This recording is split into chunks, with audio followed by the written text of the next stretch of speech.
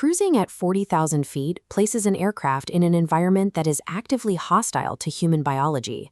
The temperature is negative 56 degrees Celsius. The atmospheric pressure is barely 1/5 of what we experience at sea level, and the air itself contains toxic concentrations of ozone.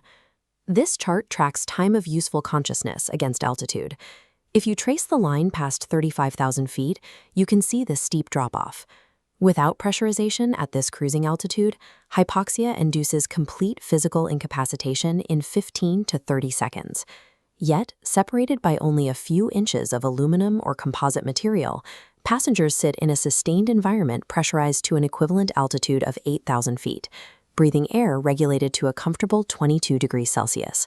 Maintaining this artificial climate is incredibly energy-intensive. Supplying breathable air and basic temperature control drains between 3 and 5% of a commercial airliner's total engine power. The aircraft cabin functions as an industrial manufacturing site for survival, synthesizing a breathable atmosphere within an environment that provides none of the necessary ingredients. To understand the scale of the system doing that work, we have to look at the physical forces it counteracts.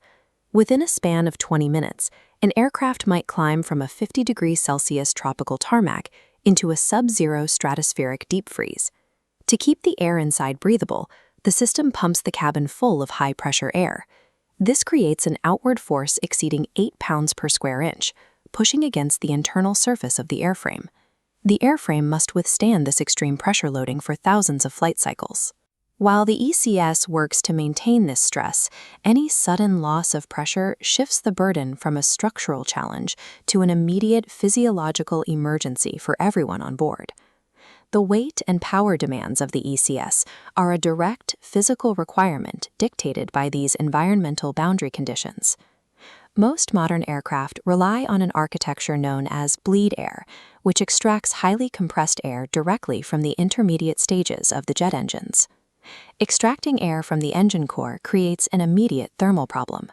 At the extraction port, this raw air is pressurized between 40 and 80 psi and scorches at temperatures between 200 and 300 degrees Celsius. This diagram maps the flow of that engine bleed air into the system. The red line shows the high-pressure bleed air passing through a primary heat exchanger, which uses outside ram air to drop the temperature before it enters the air cycle machine. The air cycle machine utilizes the reverse Brayton cycle. The air is forced through an expansion turbine where it performs mechanical work to spin a compressor. Expanding the high-pressure air causes its temperature to plummet well below freezing, producing the cooling needed for the cabin. This rapid cooling creates a serious hazard: condensation. Moisture in the air freezes instantly when the temperature drops. To protect turbine blades spinning at 60,000 RPM from ice damage, a high-pressure water extractor removes the moisture before the air ever reaches the expansion stage. By compressing, cooling, and then rapidly expanding the airflow, the air cycle machine transforms waste heat and pressure into a high-powered refrigeration cycle. These outflow valves provide the mechanical link between aviation law and human safety, modulating every few seconds to keep the cabin within regulatory pressure limits. Federal Aviation Regulation 25.841 dictates the system's performance. It requires the pressurization system to cap the cabin altitude at a maximum of 8,000 feet under all normal operating conditions. The system also manages the rate of pressure change. To protect passenger eardrums from barotrauma, these mechanical valves limit cabin altitude shifts to approximately 500 feet per minute during a climb. Chemical safety is also part of the mandate. FAR 25.832 requires the use of catalytic converters to break down toxic atmospheric ozone before the air is distributed to the passenger cabin. To prevent the buildup of carbon dioxide, FAR 25.831 establishes a hard requirement. The system must provide at least 0.55 pounds of fresh air per minute for every occupant in the aircraft. These interlocking regulations define the ECS as a fail-safe physiological barrier mandated to maintain a human-compatible environment regardless of external conditions. For decades, pneumatic bleed air was the industry standard. The Boeing 787 Dreamliner was the first major platform to move away from that tradition. The 787 uses a no-bleed architecture. Instead of tapping the engine core for high-pressure air, it draws in atmospheric air through dedicated inlets and compresses it using cabin-mounted electric compressors. This recovers engine thrust and removes the risk of engine oil fumes entering the air supply. However, driving these compressors requires massive 500 kilovolt ampere of the aircraft's internal energy economy. The ECS is deeply coupled with other critical systems.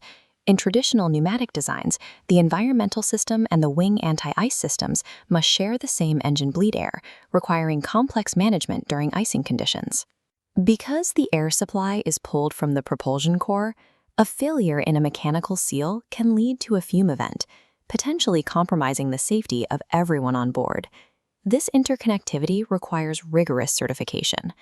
Engineers must prove the system satisfies the ventilation, ozone, and pressurization mandates simultaneously, while meeting strict system failure probabilities. The electronic controllers for these valves must pass DO 160 standards, proving they can operate reliably while exposed to the exact same environmental extremes they are designed to counteract.